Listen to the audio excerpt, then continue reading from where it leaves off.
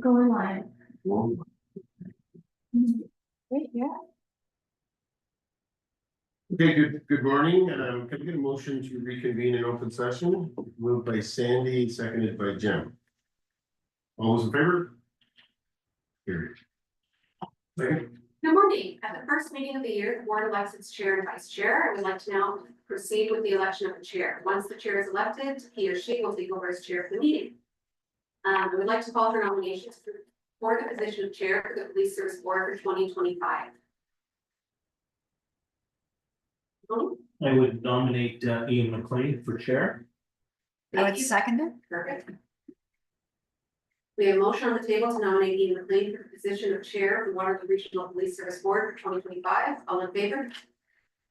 Any objections?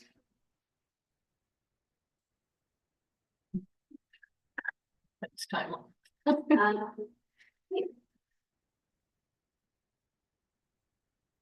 Can I now have a motion to close the nominations for the position of chair? Jim and Sandy? Without any further nominations, Ian McLean, are you willing to accept the nomination for chair? Yes. With his acceptance, Ian McLean is elected as chair of the Waterloo Regional Police Service Board and will now conduct the election of the vice chair. Thank you, Megan. I'd like to now call for nominations for the position of vice chair for the Police Services Board for 2025. Karen? I'd like to nominate Karen Redmond, please. Do I have a seconder? Jim seconds motion. Thank you. We have a motion on the table to nominate Karen Redmond for the position of vice chair of the Waterloo Regional Police Service Board for 2025. All in favor? Any objections? That's carried. Can I now have a motion to close the nominations for the position of vice chair? Moved by Sandy, seconded by Karen. All those in favor? That's carried. Without any further nominations, Karen Redmond, are you willing to continue to serve as vice chair? I am. With her acceptance, Karen Redmond is duly declared elected as vice chair of the Waterloo Police Services Board, and it's time for our meeting to start. Sorry about that. She's declared as vice chair and serves as the vice chair for the Waterloo Regional Police Services Board for 2025. So we'll move on with the rest of our meeting. Before we begin, we acknowledge that the land on which we gather today is the traditional territory of the Haudenosaunee, Anishinaabe, and Neutral people. We acknowledge the enduring presence of the Indigenous people with whom we share this land today, their achievements and their contributions to our community. We offer this acknowledgement as an act of reconciliation between Indigenous and non-Indigenous peoples of Canada. Are there any declarations of community interest from the board? Seeing none. Closed session recommendations, there are none. Consent agenda, that's items 8.1 to 8.11. Does anyone have any items they would like to take off of or pull out of the consent agenda, or entertain a motion to approve the full slate? Moved by Tony, seconded by Jim. All those in favor? That's passed unanimously. Business arising, there is none. Correspondence, there is none. Police services reports, none today. Chief of Police reports. We have a number of those. So, Chief, over to you. I think the first one is 12.1 unfunded liabilities. And I think we've got Chris first in hand to join us. Thanks very much, Chair McLean and members of the board. Happy to kick off the first meeting of the year, and happy January. So this is a item that came from a dialogue and request from the board for more information just in terms of our total financial landscape and pictures. So Kirsten Hand will provide a very brief presentation and then dialogue from the board to look at some of our long-term financial forecasting. Thank you. Good morning. I will just share my screen.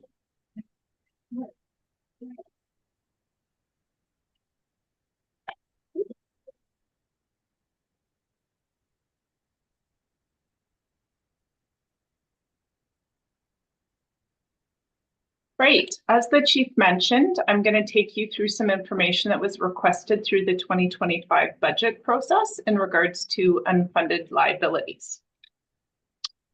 As you're aware, we do a spring report of every year that touches upon information and provides recommendations into future contributions towards our reserve and reserve funds. We also have a policy that outlines our reserve and reserve fund management, and that was approved in 2020. In terms of unfunded liabilities, there are 3 items that I just want to take you through today. The first one is the Workplace Safety Insurance Board, or WSIB. WRPS is a Schedule II employer, and that means that we are fully liable for the full costs of any WSIB claims. WSIB provides insurance benefits for workers, and that is reimbursed by the employers, plus administration fees and any other types of healthcare costs. In our collective agreement, it notes that we, in addition, top our members up to 100% of salary. So both the insurance benefits portion and the top up to members are currently funded by our operating budget. Other types of WSIB costs, which could include healthcare, physician fees, loss of earnings, administration fees, funded by a reserve fund that we have set up for WSIB. That reserve fund has been in place for a number of years now. Every year, as part of the budget process, we do an analysis of the actual WSIB costs, and a recommendation is made as to what a rate should be used for the budget to put aside monies in relation to WSIB. So through our operating budget, we are contributing monies into a reserve fund to fund projected costs of WSIB. An annual actuarial evaluation is done. The last one that has been completed is 2023. So the chart notes what the liability for WSIB was assessed at, and that was $22 million. At the end of 2023, we had a reserve fund total of $17.7 million. Therefore, the shortfall was $4.7 million. The second item listed here is sick leave. So within our collective agreement, each employee receives sick leave benefits equal to 1.5 days per month. For employees that were hired prior to August 15th, 2005, they are able to utilize any unused sick leave that had accumulated up until the retirement date, up to a maximum of 6 months. This liability was reduced through collective agreement bargaining in 2005, grandparenting that payout. And in addition, in 2019, through other collective agreement bargaining, there was the implementation of a long-term disability program, which transitioned WRPS from a prior central sick bank program. Approximately 25% are currently eligible for this sick leave payout. The liability at the end of 2023 was approximately $36 million. It was identified that we need to start setting funds away into a reserve fund. And so that began in 2022. And we continued that through future budget years. So at the end of 2023, the balance in the reserve fund was $2.4 million. The liability was assessed at 36, and so the shortfall is 34 million. The last item I just want to speak to is employee post-retirement benefits. Through collective agreement bargaining, it was grandparented to employees in 2021, whereby previously employees that were hired would receive benefits for life. For medical, they would reimburse the service for any costs for continued dental coverage. All new employees as of 2021, now have a healthcare spending account. So that has mitigated future costs to this liability. In addition, it was noted that we did not have a reserve fund. We were putting monies away towards this future liability. So that was rectified in the 2024 budget and continues into the 2025 budget, where we are now setting aside money into a reserve fund to account for this liability. At the end of 2023, the reserve fund was at 0 because we started contributing in 2024. The liability was 164 million, so that equaled the shortfall. As of spring 2024, we had approximately 627 retired members enrolled for those benefit plans. There's just two items that I just want to last touch upon in terms of our unfunded liabilities. First of all, we currently have reserve funds established for each of those liabilities now, and we have plans to set aside funds through our budget process to finance future expected expenditures.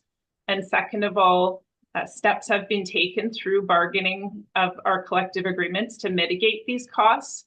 And there's been prudent fiscal management going forward to account and continue to set aside money in relation to these costs.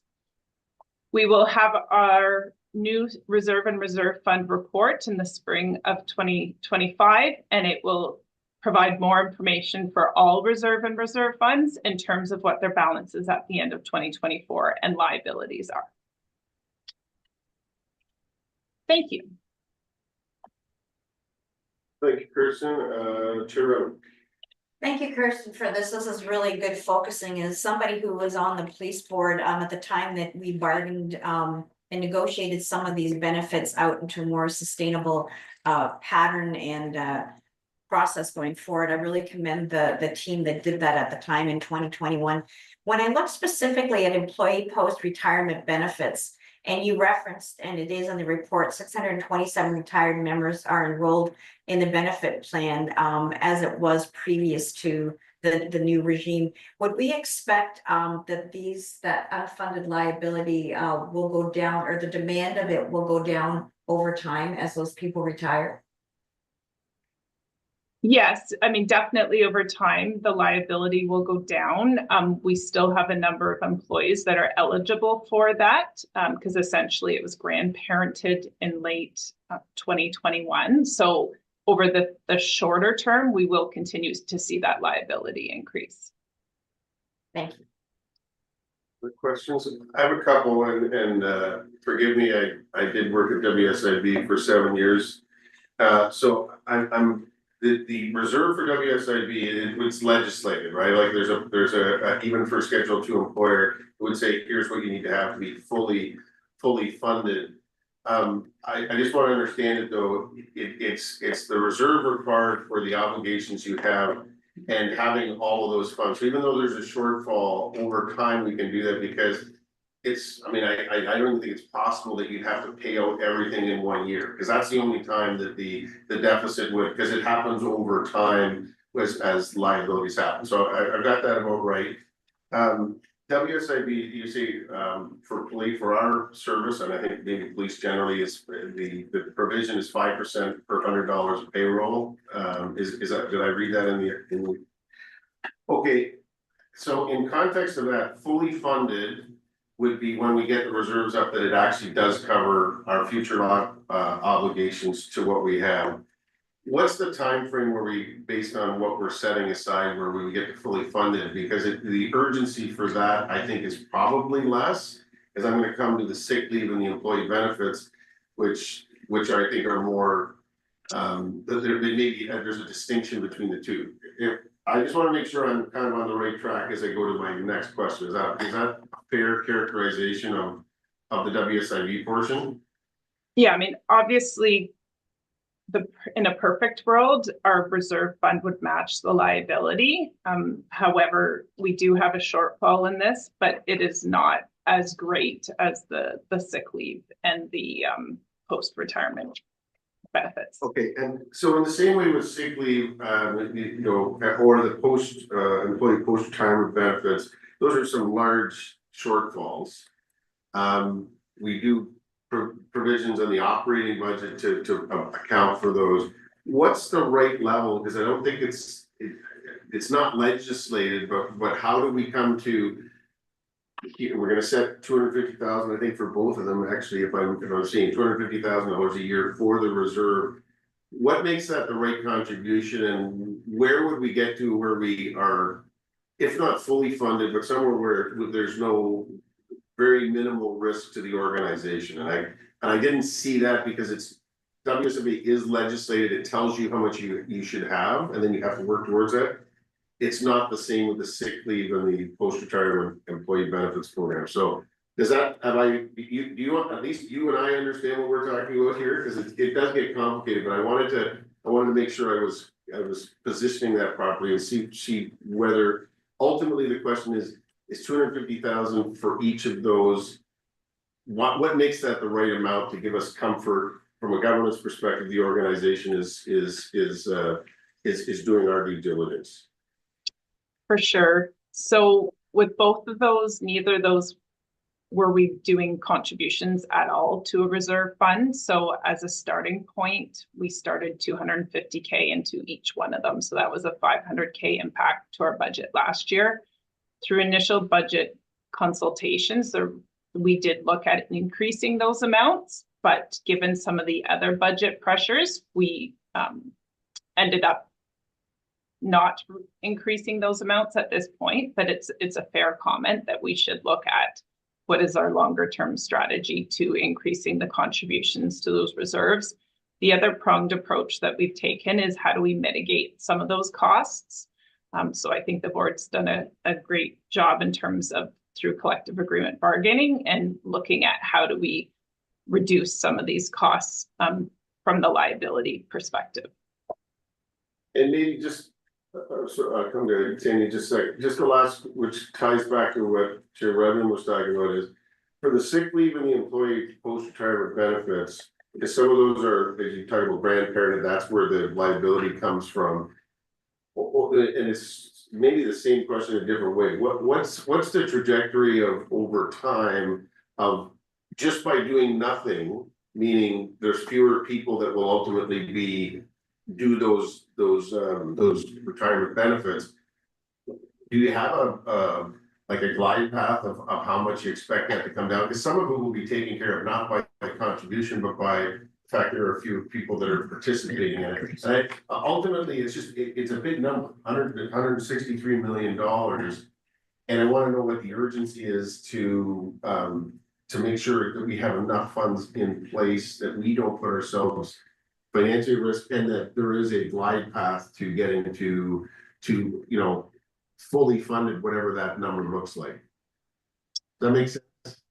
Yeah, I mean, there's another piece of this as well, is because we don't have an appropriate reserve fund set up, we've been funding the actual expenditures of both of those items through our operating budget. So in a perfect world, you would contribute towards a reserve, and then when you had actuals, it would come out of that reserve. So we're kind of, even though it's only 250K for each, technically in the 2025 budget, we have 1.1 million in our budget to fund people that retire and either take lump sum or salary continuance for sick leave.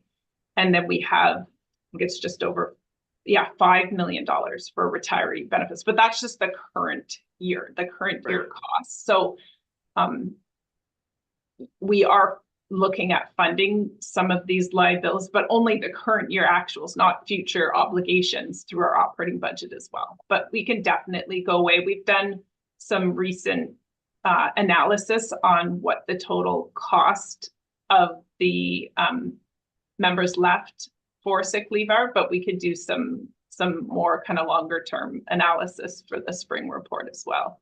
I think it would be certainly helpful for me on visual anyways. If the next time is you kind of show those numbers and I would marry together what's in the operating budget with what the reserve is, and then whatever that glide path is that says with over time, it's going to come down. So we put all those pieces together, because I think that's an important picture that, we're not $163 million short. That's the liability. And I want to know what those three component parts are: ongoing, so the over time, the attrition of the number of people, the annual budget impact, and then what the reserve does to give us that buffer. So, which I think you've got all that information. Maybe just next time we would, if we have that would be helpful for me, so I can.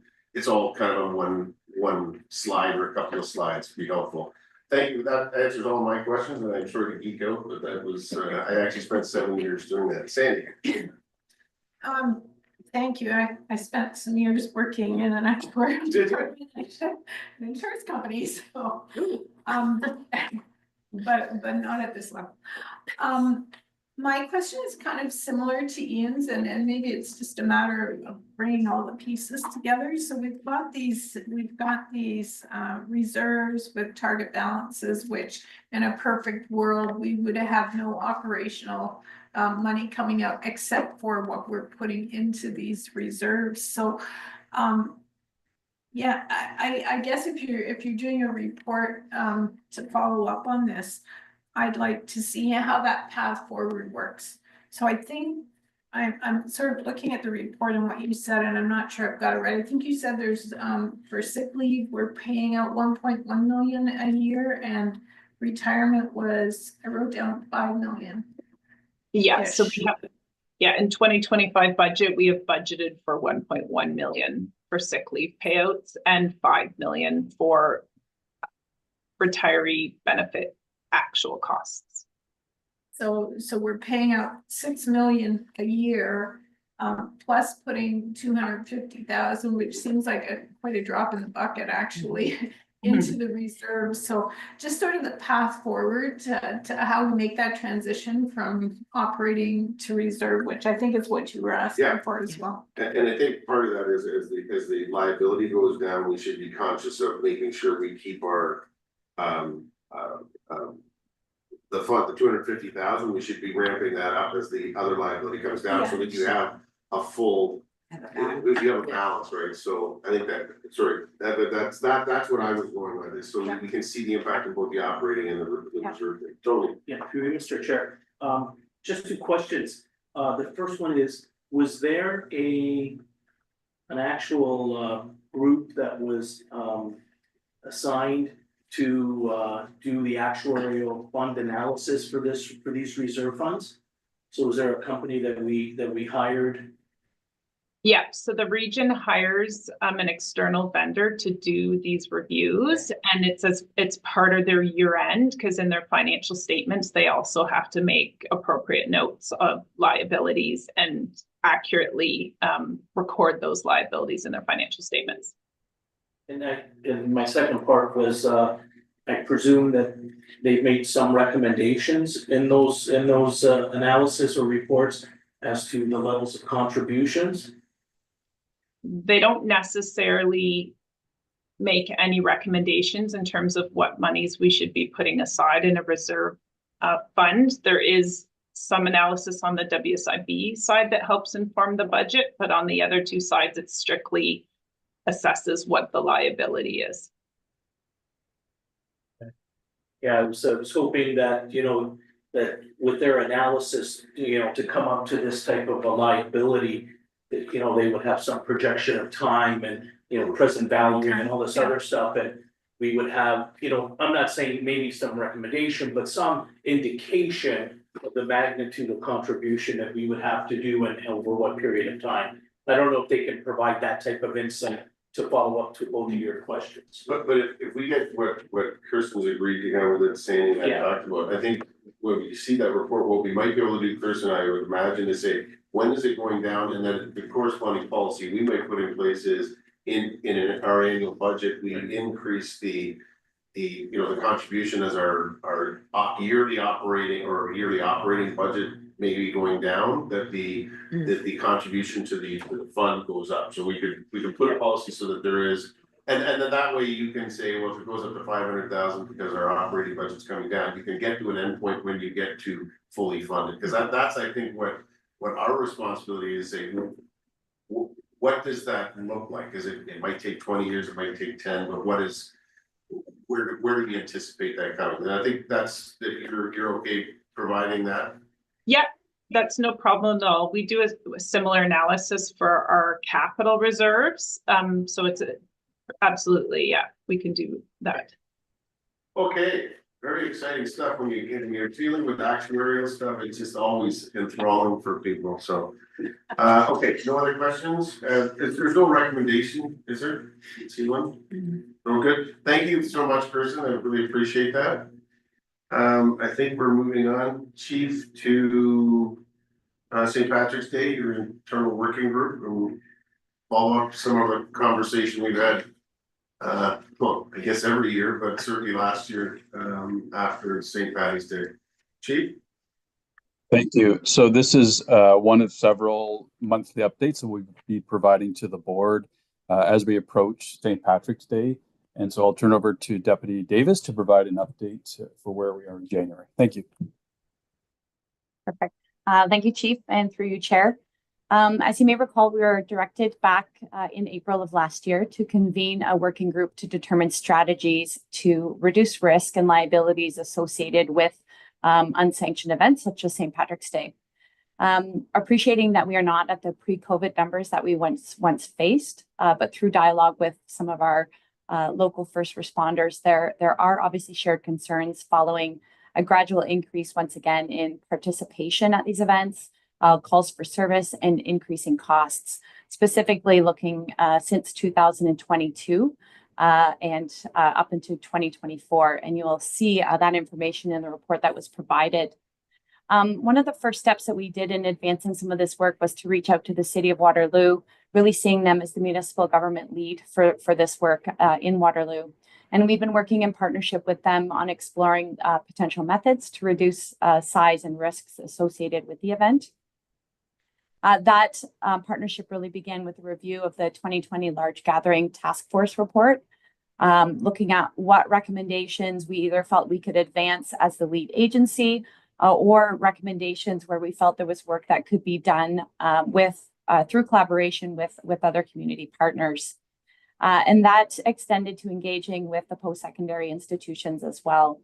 So we continue to meet together to collaborate on solutions to this.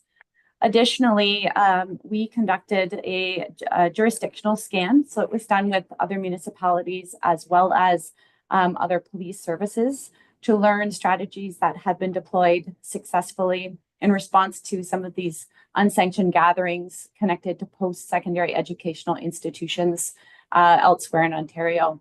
And you will also see a chart of what some of those strategies were that is highlighted in the report for you today.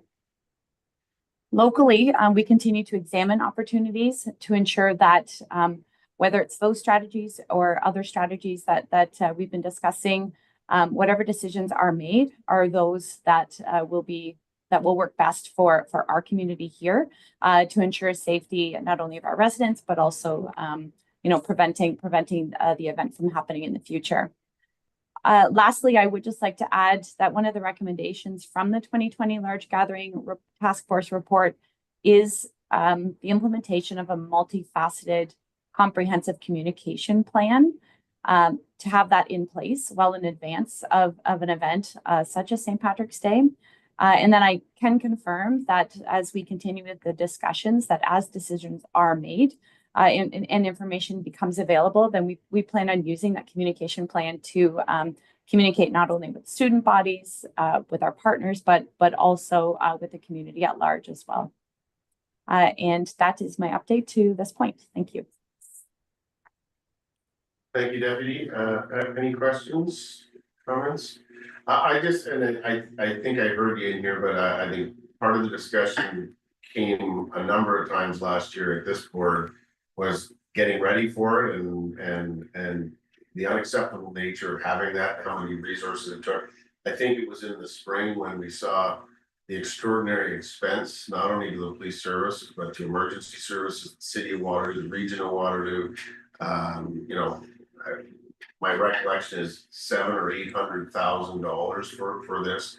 So that was one aspect, and we asked you and the chief to go and have those discussions with all the partners. And underlying this is yes, the cost, but the thing I've been concerned about since I was the ward councillor for that part of the world in Uptown Waterloo is I'm just holding my breath that we don't have a fatality during one of these as an accident happens.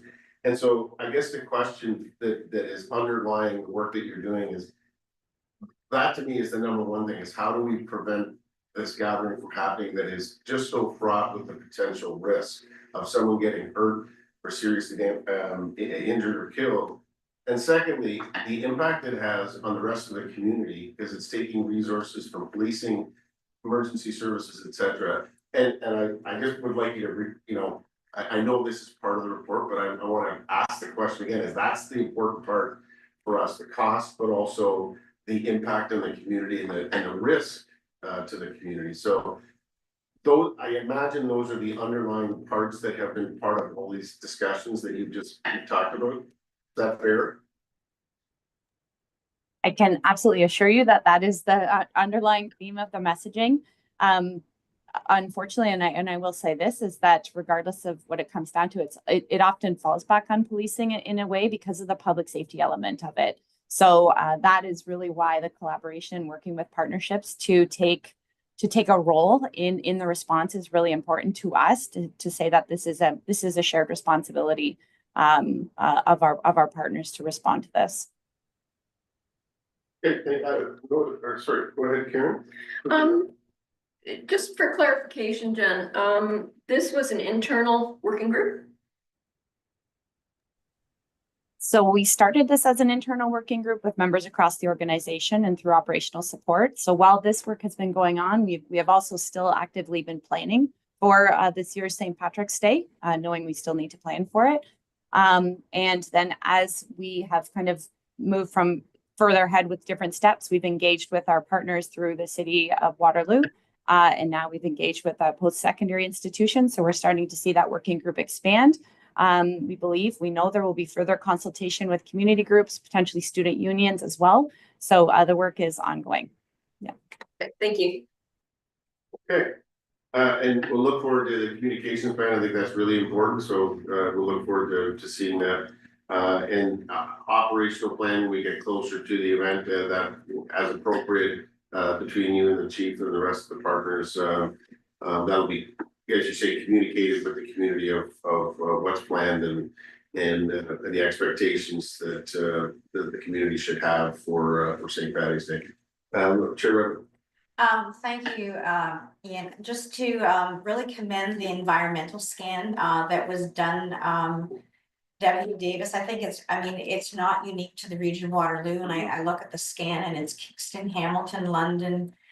We know that many cities, in fact, any city that hosts a large university is going through this. So I'm all about finding other good ideas. So I really did appreciate seeing that environmental scan of what other jurisdictions are doing as well. Good. Okay. Thank you, Deputy. Appreciate that. Okay, moving on, 12.3 homicide in Canada. I don't know who's on this. Chief, you want to introduce this, or who's on this one? Thanks very much. So this is an annual report, a release of data from Statistics Canada. So joining us today is Dr. John Fast from our Strategic Services Unit. And as he will highlight, this is an annual release of the data, but we've tried to put an updated sense of where we are within Waterloo region as well, because there is a 1-year lag on the data. So I'll turn over to John to walk us through the report. Thank you, Chief.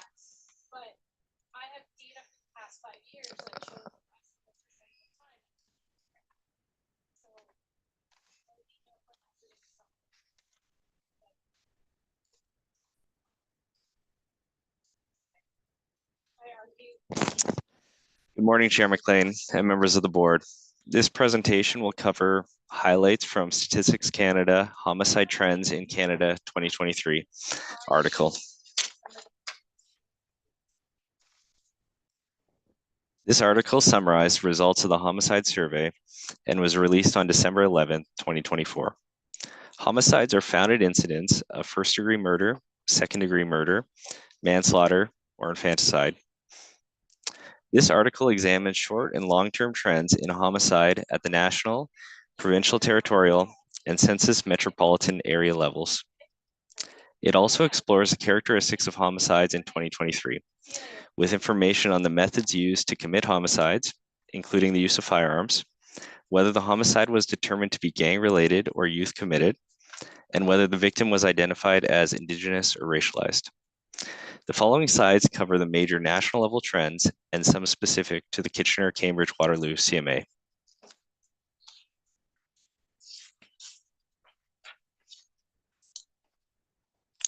This chart shows the homicide rate by province for 2023. The national homicide rate is added as a red line for reference. First, to cover the national numbers, there were 778 reported homicides in Canada, which accounted for 0.1% of all police reported violent criminal code offenses. This is 104 less victims and a 14% reduced homicide rate compared to 2022. 8 provinces had declining homicide rates compared to last year. Ontario's decrease was 13%. This chart shows the homicide rate for each CMA with over 500,000 people in 2023. Again, the national homicide rate is added as a red line for reference. The Kitchener-Cambridge-Waterloo CMA reported 5 homicides in 2023, or 0.74 victims per 100,000 people. This is 2 less victims than in 2022 and reduced the homicide rate by 33%. The Kitchener-Cambridge-Waterloo CMA's rate is below the national rate of 1.94 and ranks 35th among all CMAs and 13th among provincial CMAs.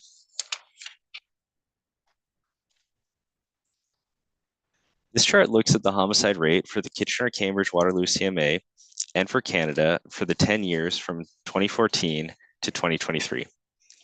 The Kitchener-Cambridge-Waterloo CMA's homicide rate has remained consistently below the national rate. In this 10-year time series, it peaked at 1.32 in 2020. I will now provide the latest numbers. This table focuses on the Waterloo region and provides the numbers for 2024 and the previous 5 years for comparison. While the number of homicides in 2024 remained level with 2023, the number of attempt homicides dropped by 50% from 8 to 4.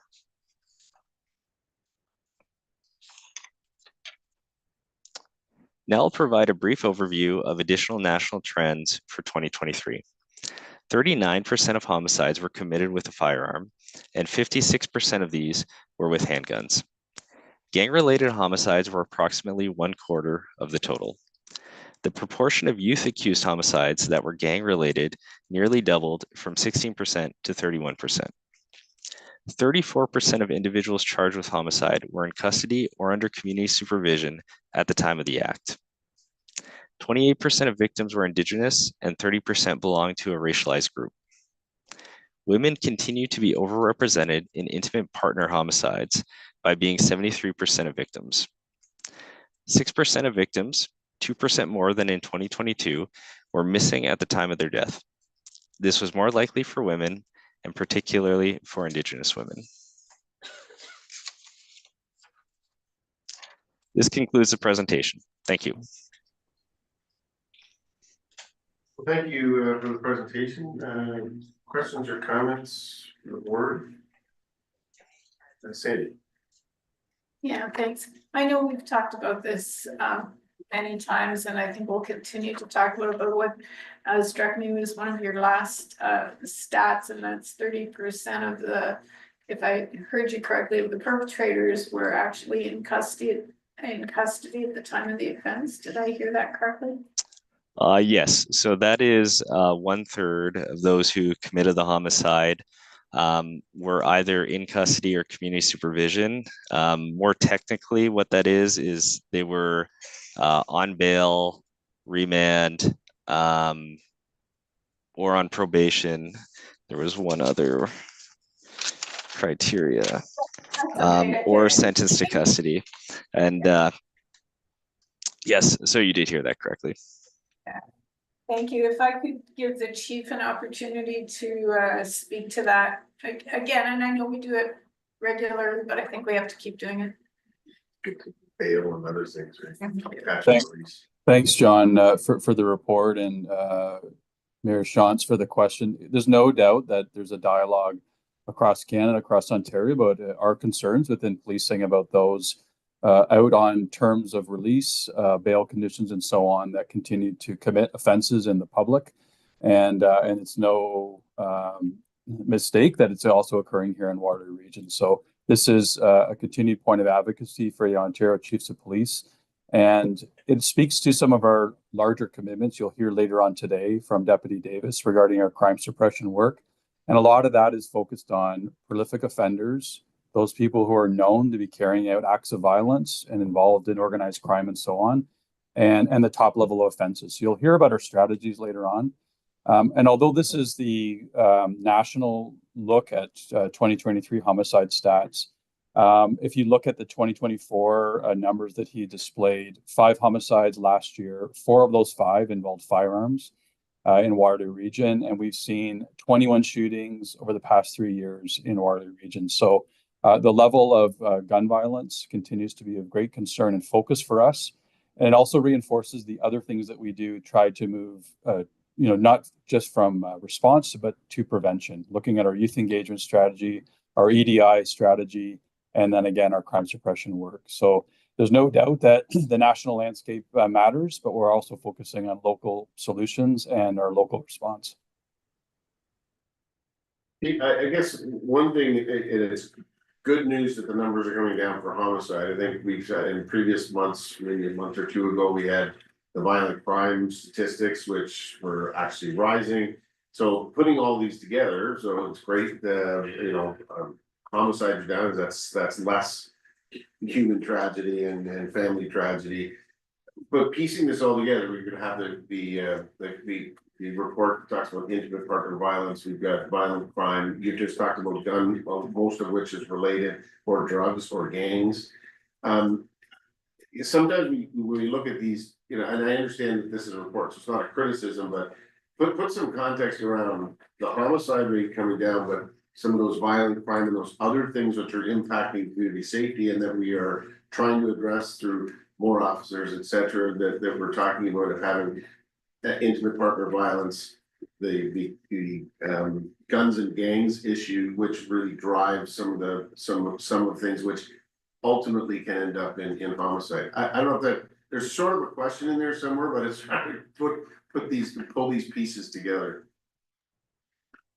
Thanks. And I think it speaks exactly to the presentation you'll see later on crime suppression. Is we want to put it all on one sort of landscape that the board and the public can understand how these things are interconnected, that an attempt homicide is just as dangerous as the homicide that comes to fruition if it's the result of an intent in a shooting and or another offensive weapon such as a stabbing. So as we start to provide this consistent framework to the board, you'll be able to see the crime trends and our response and our preventative efforts in real time play out over the months and years ahead to allow us to have the conversations we need to have to say, how do we stop the violence? How do we intervene? And how do we look to prevent what we can? Okay, thank you. No other questions? Okay, we'll move on to 12.4 fraud incidents and online scams. I think this was Chief will pass to you in a second. I know Councillor Craig sent his regrets today. This was a question he raised around increasing, he's hearing more and more about fraud and right across the board. I think this is part of making sure this report got to him. But over to you, and I think Superintendent Morris is going to join us as well. Thanks very much. And this did originate from a question that Councillor Craig did provide to us, just in terms of wanting to understand our commitment to addressing fraud, especially those vulnerable and susceptible to fraudulent activity. So Superintendent Shana Morris oversees our investigative services division. And so she, on behalf of her team and the teams working on fraudulent activity, will be providing an overview of where we are and some of the challenges that we're facing in combating this global and local source of crime. So over to you, Superintendent Morris. Thank you. Thank you. Thank you very much, Mr. Chair and members of the board, and Chief Kroll for giving me the opportunity today to speak on our fraud situation. Let me just see why. Sure.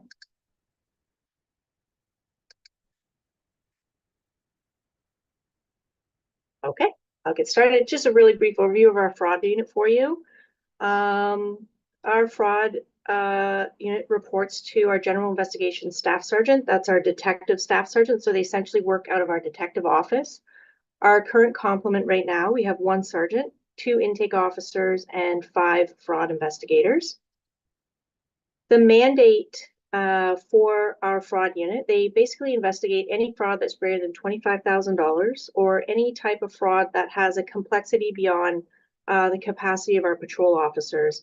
One thing we do know with fraud is that they take approximately 6 to 18 months to investigate, so it's certainly outside of the realm of what we'd expect for a patrol officer to manage. The investigations that the fraud unit focuses on are credit card fraud, countercurrency, cryptocurrency, identity theft, and emergency and online fraud scams, which I'll speak to in just a minute. The unit's also responsible for providing internal training to our own members and external awareness and community education to the public in general. Something that we have been focusing on a lot is the emergency type of fraud scams. Those are often known as a grandparent scam. And that's basically where the fraudsters just pretend to be an officer or someone with authority, and they claim to have their family member in custody, and they request bail money in order to have their relative released. The OPP conducted a large investigation in 2024 called Project Sharp. Our fraud unit assisted, and they identified 126 victims who lost almost $750,000 to organized crime, unfortunately. 14 people, thankfully, were arrested in that incident. But what we're finding now is these organized crime groups that are and still continue to run the grandparent scam, they're now moving into bank investor scams. And that's where they're actually going in person to people's houses, and they're telling people that their bank cards and their credit cards have been compromised, and they're taking them and using them. And our fraud unit has laid charges in both these types of incidents. There are some challenges for our investigators when they're looking at online fraud and even some of these emergency fraud scams, and that is that rarely are these people located physically in Canada. And the victims are often using cryptocurrency, or they're wiring money to organized crime groups in countries that don't cooperate with Canadian law officials. And that makes it a huge challenge to recover the money and also to lay charges. The other issue is that criminals are really starting to use money mules to facilitate any kind of transaction in Canada. And the money mules are really just people who move money on behalf of the criminal, but they're not really aware that it's fraudulent. They're not sure what they're part of, and it makes it really difficult to lay charges in those incidents. One thing that we are very proud of for our fraud unit is the amount of support that they provide to victims. It's really, something people don't think about, but there's a huge psychological factor that's involved when people become a victim of fraud. And our unit offers victim services at every intake. They refer our community members to Camino Wellbeing, and they also do a lot of referrals to the Canadian Anti-Fraud Center. That is an excellent resource for everyone in the community to really look at if you've been a victim, what steps you need to take immediately, and also how to prevent yourself from being a victim. And really, when it comes to fraud, prevention is key. That's the biggest way that people can protect themselves. We also, our own webpage, WRPS webpage, has a really great comprehensive support. There's an example on the side for you to see there that we also prepare for our victims of fraud crime. Something else that our fraud unit is really engaged in is public education. And as I said, the education piece is really the most important piece to prevention. So they do speak to seniors regularly on emergency scams and how to protect themselves. They also do a lot of education during the month of March. That's our fraud prevention month. And we work closely with our corporate communications branch to do regular social media posts, really warning the public and educating them on fraud. And you'll see through this presentation, any of the pictures that I have in here are from some of the great work that our corporate communications branch has done for us. Some of the provincial strategies that our unit works through are collaborations. So we have a financial crimes working group that's led by Niagara Police, and that's really just to help develop some guidelines to standardize our practices and our investigative techniques in Ontario. We also do just ongoing collaboration in general with all of our police partners and services across the province, just to make sure that Everyone is following best practices, not just for the actual investigation piece, but also in providing victim support. It's a really big part of fraud work. And the Ontario Financial Crimes Working Group also exists. That's an organization run by the Canadian Bankers Association, and that's just to help make sure all of our policing responses are aligned when we're dealing with the emergency type scams.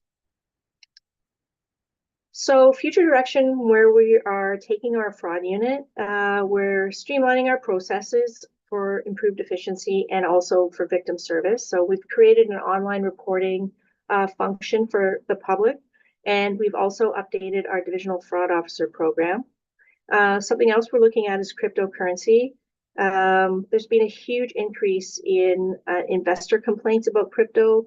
The Ontario Securities Commission has seen a 200% increase in crypto-related complaints and basically scams. And our fraud unit currently has a cryptocurrency pilot underway in conjunction with some of our other units around the service. And we're running that for about a year just to evaluate what impacts cryptocurrency has in our region alone. There has been an increase in fraudulent activity since the start of COVID. And in response, we have increased our number of investigators and within the unit this year, and also added a dedicated fraud and supervisor. When we do an environmental scan across the province, we do find that our unit and our structure of our unit and the calls we take and our stats are really aligned with other services as well. And some of our future improvements that we're looking for are improving and strengthening our divisional fraud officer program. And that's really a program where patrol officers are trained as specialists to help supplement some of the work of our actual fraud officers.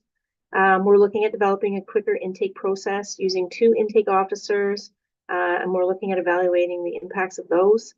And we're looking, of course, for expansion because we know that fraud increasingly, as technology evolves, so does the complexity of fraud investigations, and they take an extraordinary amount of time, and that makes it challenging for us to get that queue cleared when we have people have made reports to us and they're waiting for us to follow through on our investigation. So that's really it for our fraud unit and where we are right now. Thank you. Well, thank you for the update. It's frightening how quick this happens, and you know, especially with technology, it is remarkable. I know Councillor Craig had about Rex today. He may have some comments that he might do offline or at the next meeting because he's heard this. I think where this came from multiple of community meetings he's been at where this has been identified as a major thing. So great to know that we're working hard on it. Chair Reverend. Thank you so much for this report. It's very impressive. We're all admiring your cow picture behind you. Oh, yeah. From the information that I've had over time is that this is a crime that's often very underreported because people are embarrassed. So I'm wondering if you have any kind of sense of how much of this goes unreported, and the longitudinal tracking and the investment by investigators is really impressive. But if the fraud is under $25,000, where do those people go? How do they continue? Do they go to their credit card? Do they go to their bank? How do they deal with the fraud when they become aware that it is a fraudulent activity that they've been a victim of? Yeah, so $25,000 is really just an internal trigger for us. That sort of is our threshold of when we make a decision of when our fraud specialist will be investigating versus when a patrol officer or a divisional fraud officer would investigate. So it's not that we don't investigate those, it's just the internal decision of who investigates within the service. Fraud is definitely complicated, as I said, and I know that sometimes some people are recommended to take a civil route to manage some of their fraud work. But for the most part, like I said, we're very committed to providing support to our victims and making sure that we're addressing their needs it might take us a bit longer than we wish to. We do have a unit of 5 members, but eventually we do get to them. And in terms of the underreporting, I'm not really sure what the numbers would be for that and how that would be estimated. Certainly the Canadian Anti-Fraud Division may have some more information on that, but I personally am not aware of what that number would be. Sorry. Thank you. Okay, thanks very much appreciate you joining us this morning. We're moving on. Item 12.5, stratified policing and crime suppression. You're gonna start us off, Chief, and then I think Deputy Davis is gonna present. Sure, and I'll just put a plug in, just the public safety and service message related to fraud and everything else is when in doubt, please report.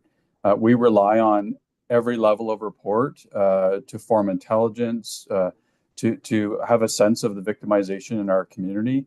And as Chair Redmond mentioned, sometimes people are embarrassed, ashamed.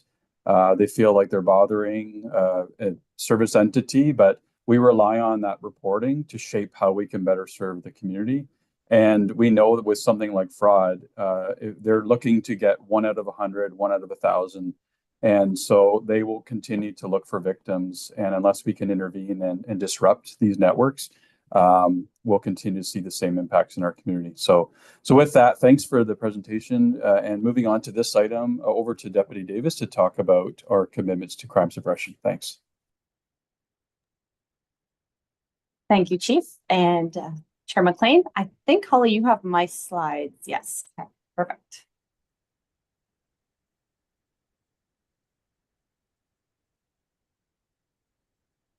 Okay, so today I am happy to be here to present to you on really the launch of our stratified policing model for crime suppression. In early 2024, we began a partnership with Doctors Roberto Santos and Doctors Rachel Santos, who are actually we'll go back to the last slide, Holly, thanks, who are the co-creators of the stratified policing model. Dr. Roberto Santos is a retired senior officer from the Port St. Lucie Police Department in Florida. And Dr. Rachel Santos was a prior crime analyst and a senior research associate at the National Police Foundation in Washington. And currently, they lead the Center for Police Practice Policy and Research at Radford University in Virginia. So a lot of history and a lot of work that's been done and a lot of experience from both doctors in this area. We really see the stratified policing model as one that will help to support our efforts locally in reducing crime and disorder incidents across the region. For some background, we began our crime reduction or crime suppression strategy back in 2022. And this was really in response to a rise in both overall police reported crime that we were seeing and severity of crime that we were seeing. And our response was focused on enhancing our efforts on how we effectively monitor, manage, and reduce crime rates across the region. So the focus was not just on response to crime, but also on how do we prevent the crime from happening and reduce calls for service overall. In 2023, we set 3 organizational goals, really seeing them as being the highest priority for response, including break-and enters, gun violence, and robbery. These were selected based on not only the frequency and seriousness of the crime, but also on community expectations that these were crimes that we needed to be providing a high level of attention to. And these were crimes that we felt we had a significant ability to impact prevention over time. Through 2023, we did actually meet a 5% reduction across all 3 of these goal areas. But we also saw opportunities to enhance communication and accountability of members across all levels of the organization. And that is really where the stratified policing model fits in. We chose stratified policing model for a number of reasons, primarily that it provides an organizational structure or framework that sees crime reduction as a service-wide responsibility. It is goal-oriented. It maintains focus on forward-thinking objectives, monitoring and managing work, and it is evidence-based and data-driven. So it really allows us to focus our efforts where we feel that we have the greatest impact. So we can just now change the slide, Holly, that'd be great.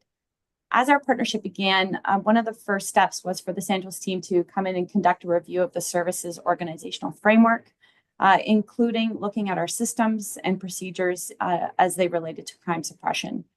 From there, they identified some key opportunities for some enhanced outcomes to reduce crime and disorder.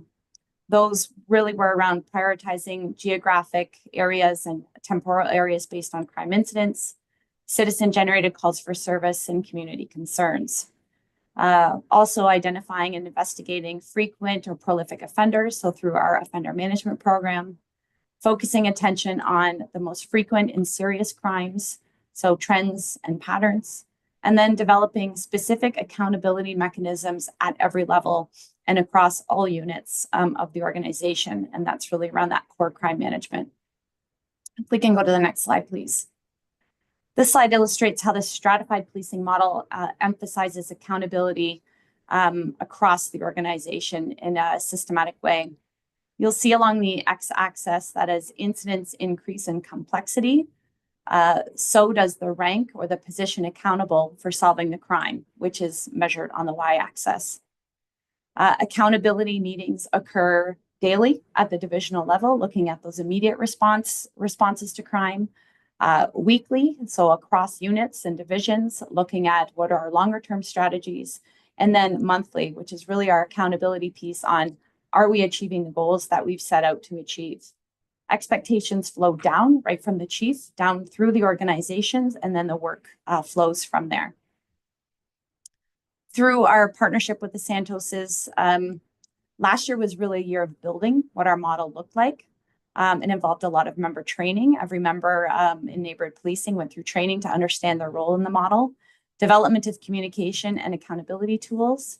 Again, the introduction of the accountability meetings that we have across the organization, and then also preparing for some restructuring and system enhancements. We'll just pop to the next slide there. So as you can see, we are on our path. We're at step 5 right now, so that restructuring and system enhancements piece. So to increase operational flexibility and to support crime reduction goals within geographically focused areas, effective January 12th of 2025, our direct action response teams, our DART team, our community engagement teams have been decentralized to the neighborhood policing divisions. So now, in addition to uniform patrol members, each division will have, and we'll pop to the next slide, one DART team. So a direct action response team made up of 1 sergeant and 5 constables, with their mandate being to address the greatest risk to community safety through targeted crime suppression initiatives and response to emergent events or trends requiring rapidly mobilized additional police resources. They will have 1 community and youth engagement team, and you'll see there that I have starred this one because this is a slight rebrand from what our community engagement unit was up to this point. So this team will also be 1 sergeant and 5 constables, and they will provide enhanced community safety, prioritizing prevention and proactive measures focused on addressing social issues, complex mental health issues, and also youth-related challenges. We really saw the opportunity to increase our involvement around youth-related challenges, and that now fits into this group's mandate. And lastly, each division will also have a street crime team. This is a new team made up of 1 sergeant and 5 constables working in plainclothes capacity, dedicated to managing prolific offenders, enforcing terms, and investigative support as well. And they will fall under the supervision of the SAR staff sergeant and divisional inspector, who will really work to prioritize and manage the work that's being done. It's important to highlight that further collaboration that occurs between these divisional teams does occur with our regional investigative services unit as well. So we could just flip to the next slide. So whereas the previous slide showed all of our divisional resources, this slide actually speaks to all of the regional investigative and operational support services available as well.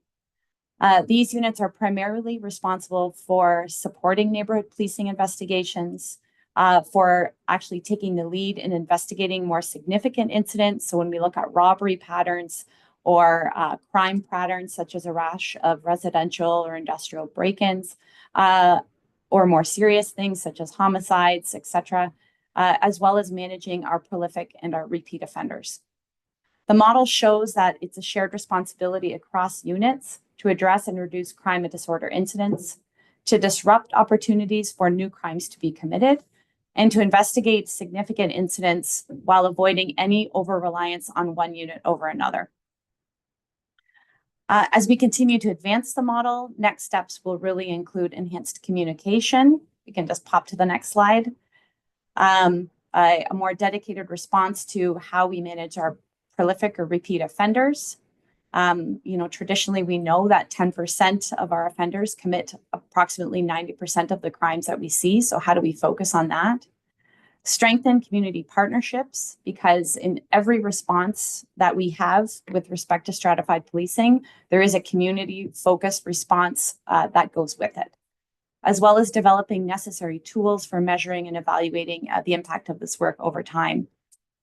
I think the most important piece to say is that this is a process, that this is something where we will see success in the short term, but I think that the successes we will see will really be over the long term as we operationalize this problem solving and evidence-based strategy into our day-to-day activities, much like how we respond to calls for service now. And unless there are any questions, thank you. Well, thank you for that. Any questions from the board? Chair Rubin. Thank you very much, Jen. 10% of the people committing crimes equal 90% of the crime. That's a stunning statistic. I look at this and it's rooted in so much great work locally. Can you just talk about the impact of Waterloo region along the 401 corridor, and where the bad guys don't stop at the jurisdiction change, and what our relationship is like with other police services? For sure. That's probably a whole nother presentation to do, but what I can say, especially when you look at those support teams, so through our investigative services units and our operational support units, is we are part of a number of partnerships, joint force operations, working groups with police agencies across Ontario, the GTA area, etc., continually engaging, communicating, working with one another. Oftentimes, we will have people within Waterloo region that are from outside of the region committing crime, and vice versa. We may have people residing here that are going elsewhere to commit crime. So I think it's just one other example of the fact that we aren't defined by geographical boundaries anymore. Crime travels and extends beyond boundaries.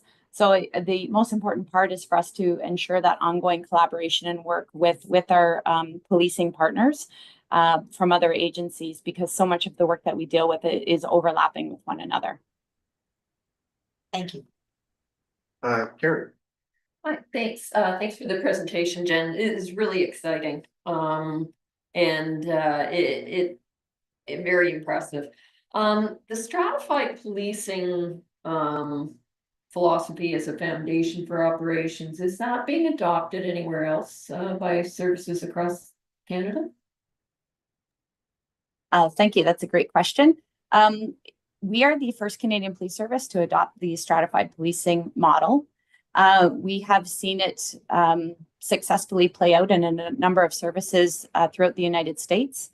And we actually had the ability to go to one of these services who have been using this model for 10 years to learn from them, to see firsthand what they went through, the challenges they faced, and really the evolution of that process over about a 10-year period. And the successes that they've had.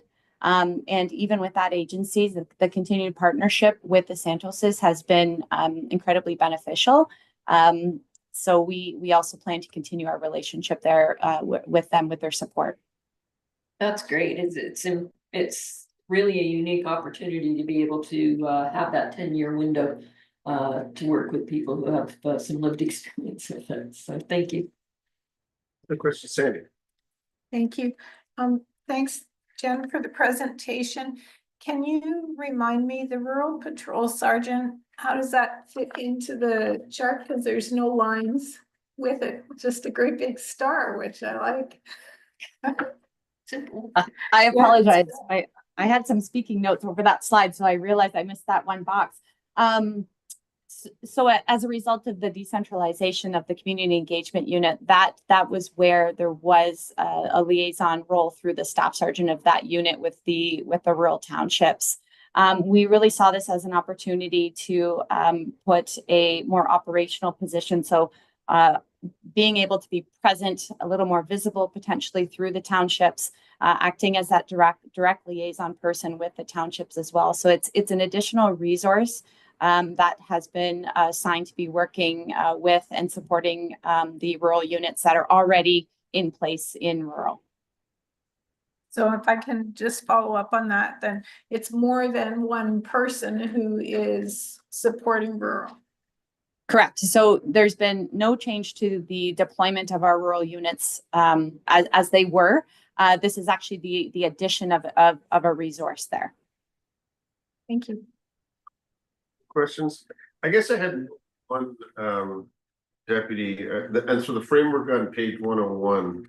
And I read this, I think you've explained it, and then the report clarifies it a little bit, but the term accountability, it can sound a little academic, but what I really took away from the report and what you talked about is making sure that you have a dynamic approach to saying is the right person at the right time, and being more adaptive and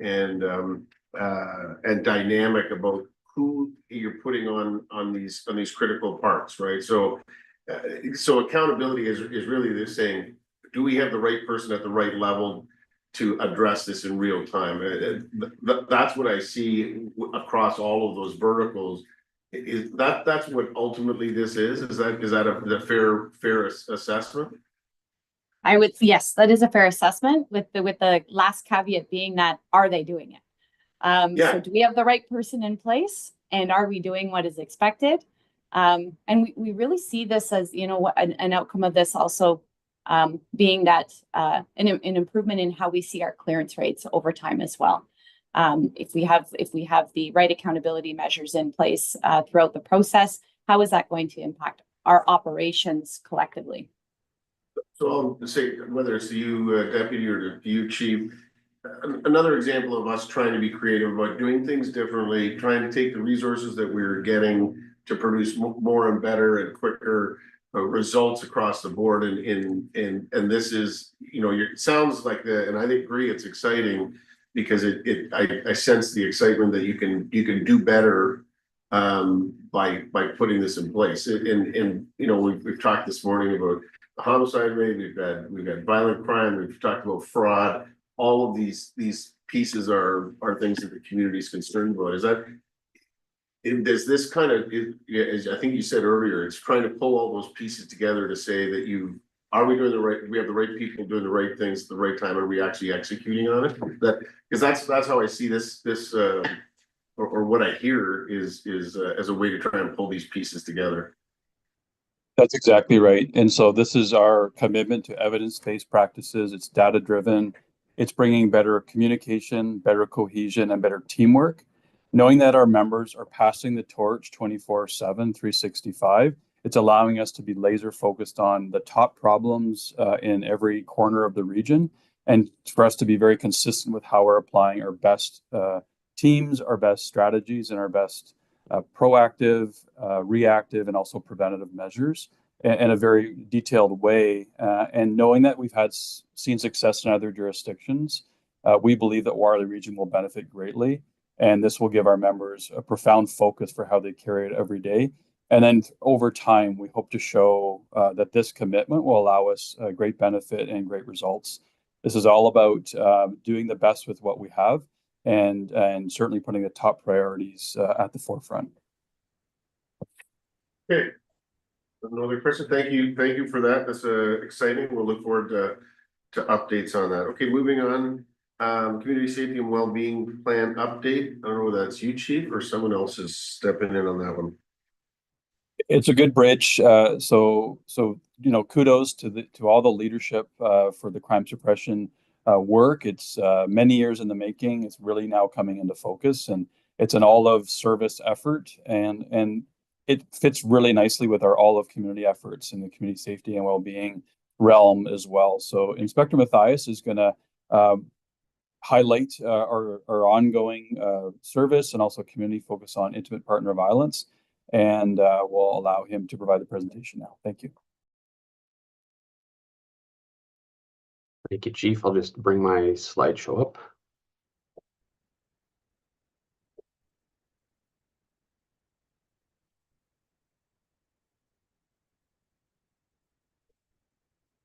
Excellent. I trust everyone can see that. Well, good morning, Chief, Chair McLean, and members of the board. I'm pleased to join this morning and provide a brief update on intimate partner violence, gender-based violence in the region of Waterloo from the perspective of community safety and well-being.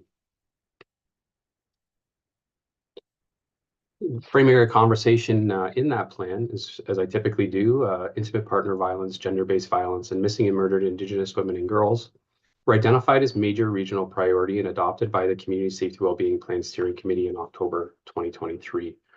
Of note, the members of the Family Violence Project are the first major component of an expanding action table that will address these issues of violence from a regional level.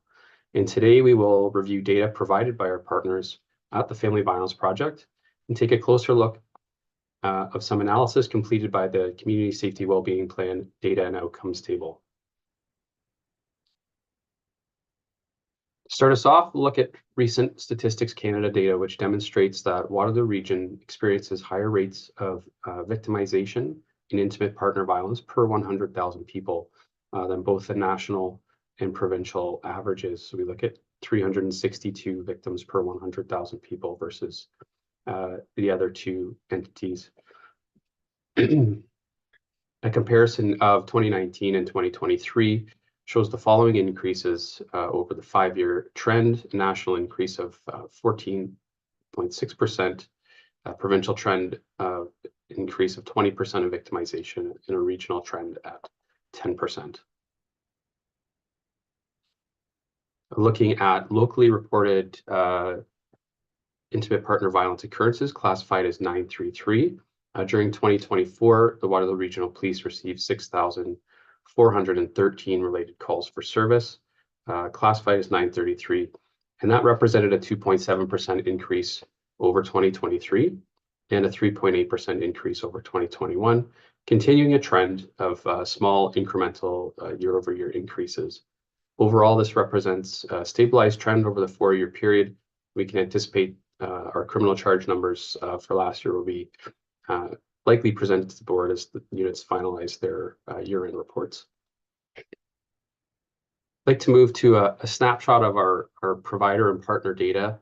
As we know, the Family Violence Project is a collaborative of agencies that aims to address the needs of survivors of intimate partner and gender-based violence with wraparound services in a single location, and they focus on support, advocacy, prevention, education, and awareness. And the numbers provided to you here represent Q1 through Q3 2024 data, and they reveal ongoing community need as well as demonstrating who is engaging with the FVP for resources. I'll draw your attention to the first point. Sexual Assault and Domestic Violence Treatment Center treated 87 individuals for intimate partner violence cases. We saw 64% of those cases had police involvement. 111 individuals were treated for sexual assault cases. 57 had police involvement. And we saw 25 cases of youth gender-based violence. Notably, from the 136 gender-based violence cases, 44 of those involve strangulation, which, according to the provider, has been identified as an increasing and obviously concerning trend. We look to our early intervention program and the results that continue to come from there, where we have contacted 231 individuals, with nearly 50% of those accepting preventative resources and supports. Communal and Wellbeing over that period of time recorded 695 individuals accessing services with a 39-day wait list. And a new addition to our Family Violence Partnership is the Sexual Assault Support Center of Waterloo Region. They saw 310 individuals request programming services. I did skip over women's crisis services. That number, 593 individuals, is along a different and separate time frame that I will review and qualify the data for you over the next several slides.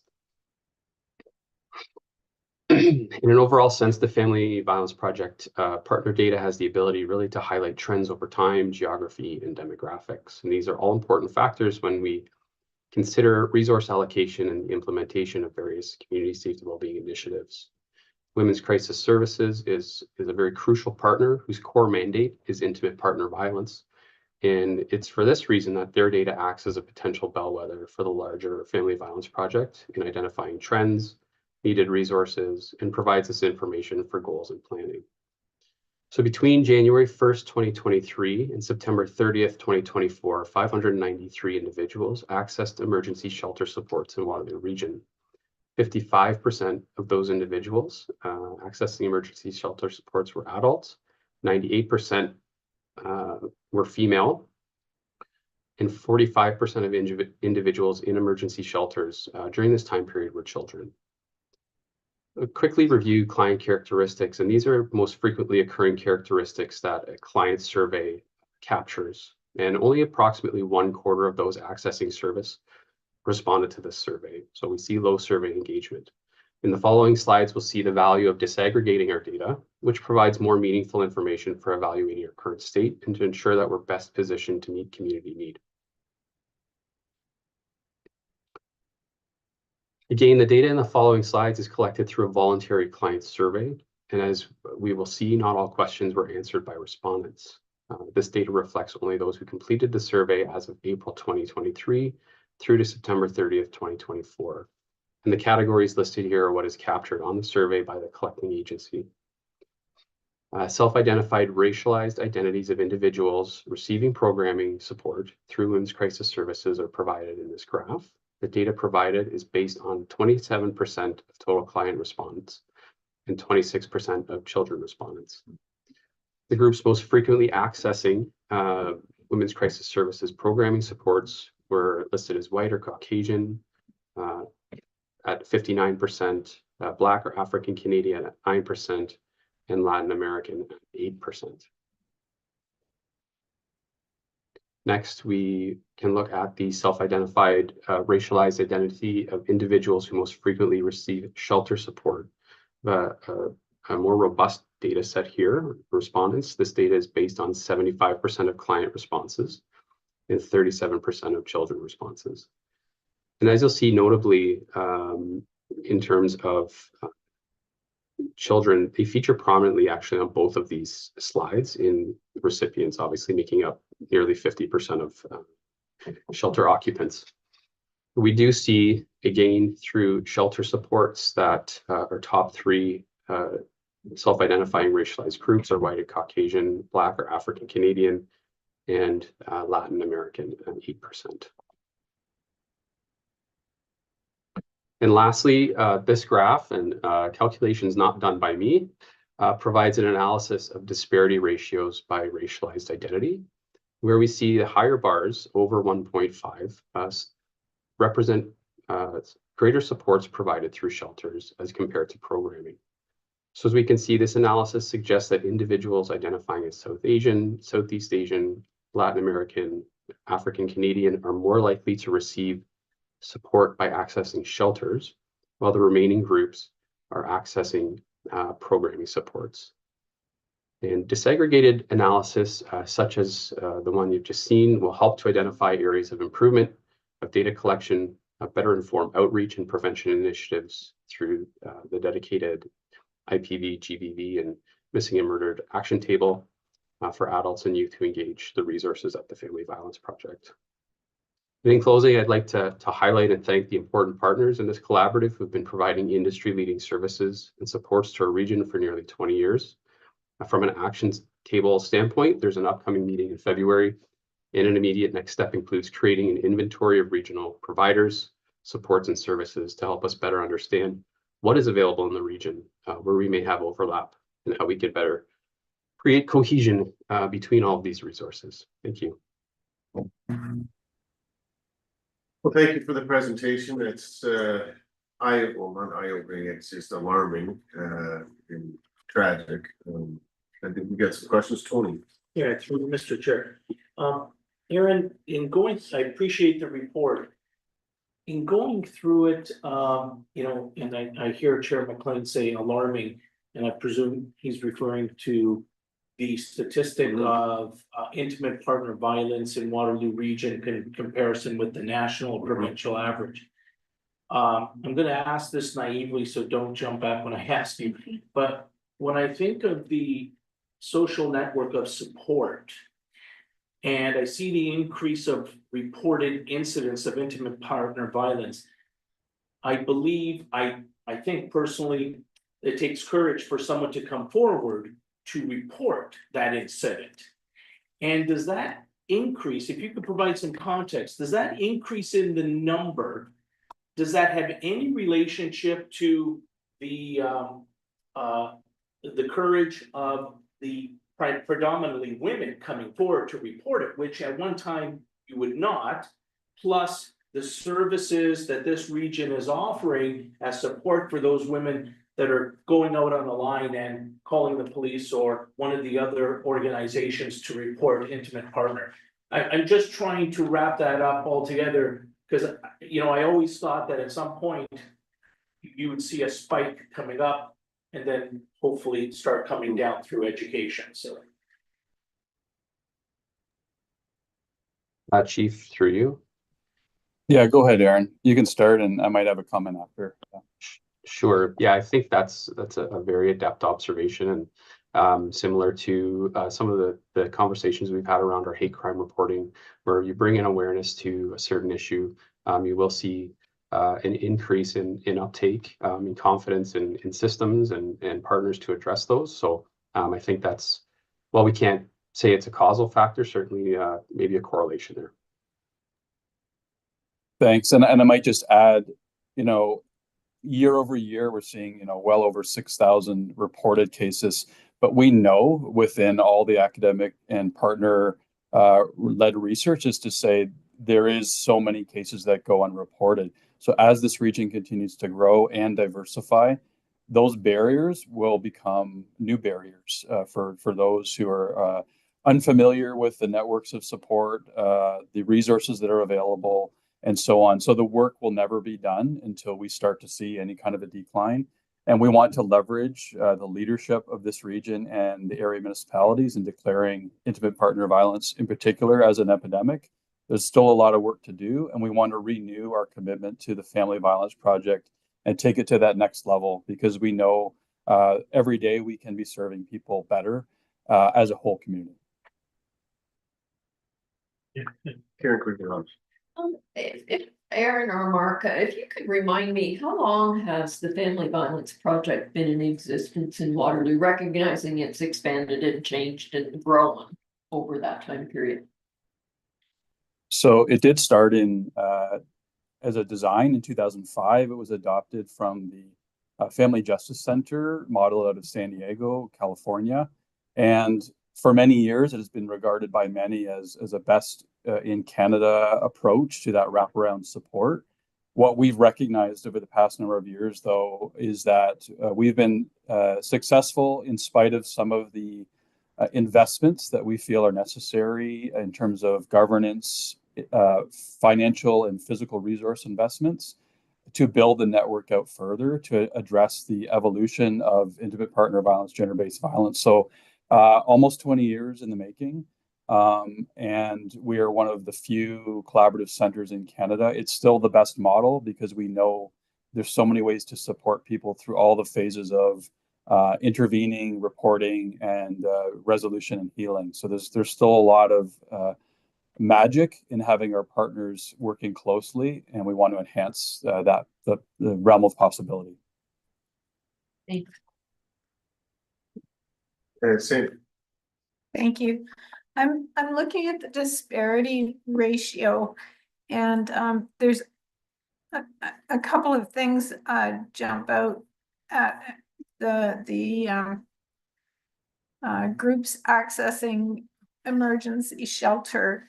So Filipino and West Asian and South Asian children which I just find that kind of interesting. Does that, so the disparity ratio, as I understand it, means that based on the numbers in the community, there's more, a higher percentage of people accessing it than it should be. So I don't know if you've got any more analysis or thought on that. And in that line, I'm not sure what would be considered West Asia. Is that what we used to call Middle East, or sorry for my ignorance on that one. It's captured in that category. Yeah. So Mandy, you've joined us. Do you want to provide some input here to that specific question?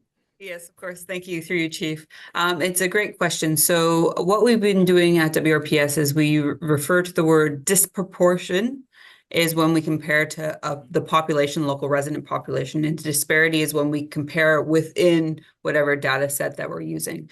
So the data that Aaron provided today was actually looking within that racialized group, the proportion accessing programming versus shelters. And where the bar is higher, it's more shelter access versus programming access. And all a disparity does for us is flag something that needs more attention. So I can't tell you why we're seeing this or any of the solutions. That's kind of like the next step. But that's the beauty of a disaggregate analysis strategy, is that it provides a deeper level of understanding to some of the patterns that would otherwise be masked if you didn't split across different categories. Maybe Chief, just the last one for you. You know, you've been a big champion to this board and in the community for the community safety and well-being plan as a whole, and this is one component of it. But we've heard just today and in previous reports fraud, homelessness, drugs, violence, guns and gangs, and then we're focusing on these ones today. It's not just a police thing, and I think Inspector Mathias pointed out all the partners that need to be involved in this. You come back with regular reports on the community safety and well-being plan. Is there more of these planned in coming months to get more of the other elements of the plan?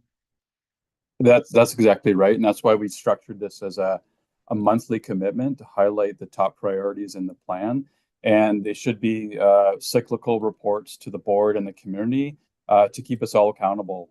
There's necessary investments in prioritization, and we're very thrilled that the leadership of our region has identified the top priorities. This is one of them, and we'll continue to cycle back to report on our progress and our collective commitments. Okay, thank you. Any other comment or Karen? If I can just pick up on something Tony said, the statistics are sobering. And it's very important that we track them, and our partners are absolutely essential to us going forward. The 45% of people in shelter being children is a huge flag. We often talk about investing in upstream, and I can't imagine the trauma they've gone through and the trauma they will go through. So that stat really stuck out for me. Absolutely. Okay, thank you for the report. Moving on, monthly chief of police report. Over to you, Chief.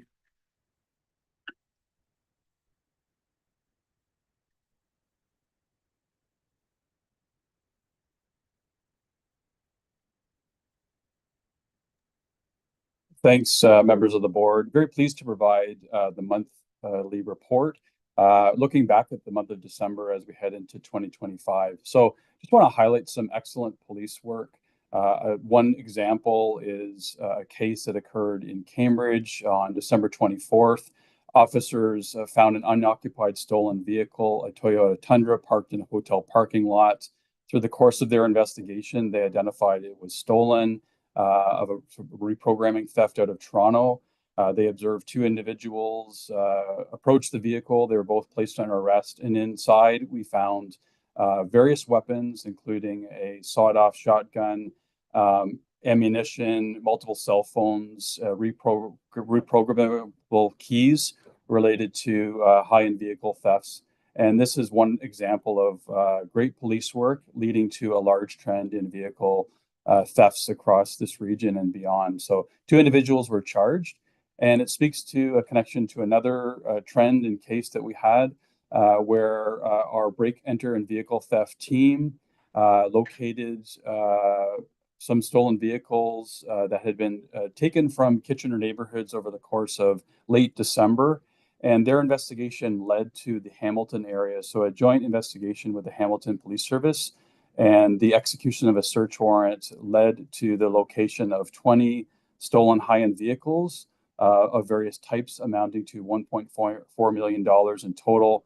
And again, this is one example of excellent police work and intervention into high-end organized crime, vehicle theft networks that are not only local, provincial, national, and part of a global enterprise in vehicle thefts affecting neighborhoods and citizens in our region.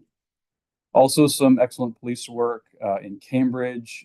Members of our drugs and firearms unit completed a search warrant in December that led them to the execution of a warrant locating various forms of drugs and drug trafficking, as well as the seizure of a prohibited weapon, a firearm, and other weapons as well, leading to the arrest of an individual. So this speaks to our proactive and reactive work, and really proud of the work that our members are doing every day to combat organized crime, drug trafficking, and weapons-related offenses in our region.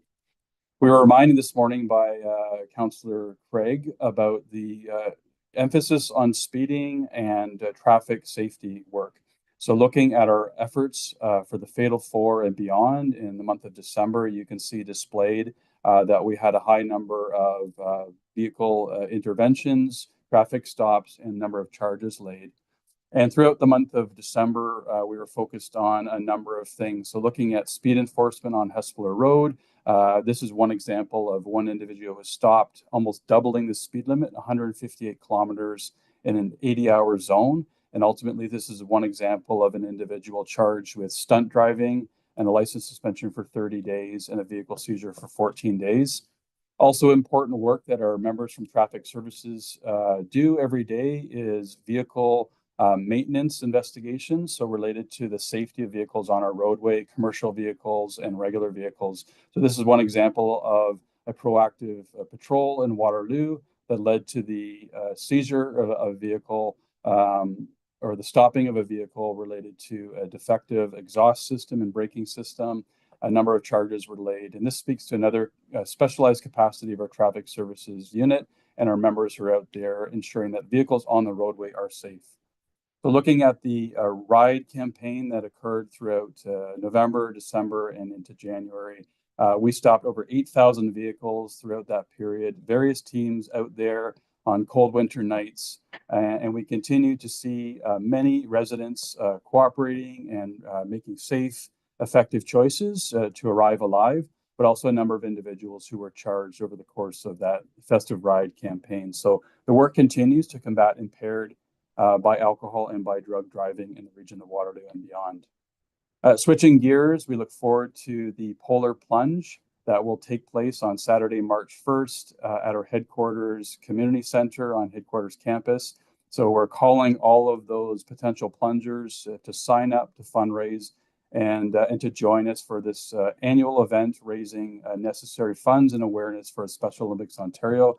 We look forward to that undertaking in the month ahead. Also, really very proud of the work of our total membership. We were recognized publicly yesterday as one of the top employers for Waterloo area. This is part of an annual recognition of employment excellence, and it really highlights our services commitment, this board's commitment to necessary investments to make this an employer of choice, focusing on mental health and wellness enhancements, our members' commitments to a number of charitable causes, and certainly our commitments to community engagements. And really want to thank our members for making this the service that it is as we serve the community every day.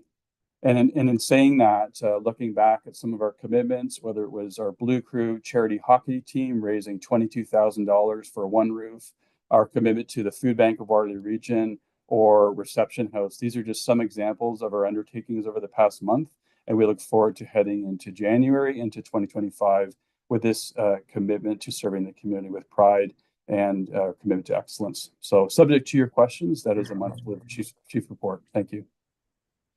Chief, Great update and congratulations to the service on the recognition as an employer in Waterloo region. Any questions, comments? Okay, moving on then, new business. I don't think there is any future agenda items.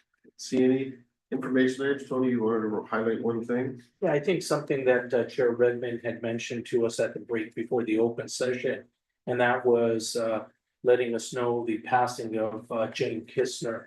And Jane was an employee of the service for over 35 years, supporting, I'm gonna guess, various chiefs and various police boards.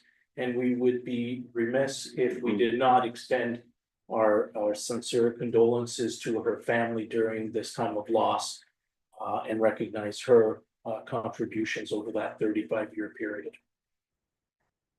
Thank you for that, and certainly a long career serving a lot of people inside and outside of the community. Okay, I think that brings us to conclusion. Just as a quick note for the media, once we're adjourned, members of the media are welcome to log into Zoom, log in details that have been provided to you, where Chief Crowe and myself will be available to take questions from the media. With that, can I get a motion to adjourn? Moved by Jim, seconded by Karen Quigley Hogg. All those in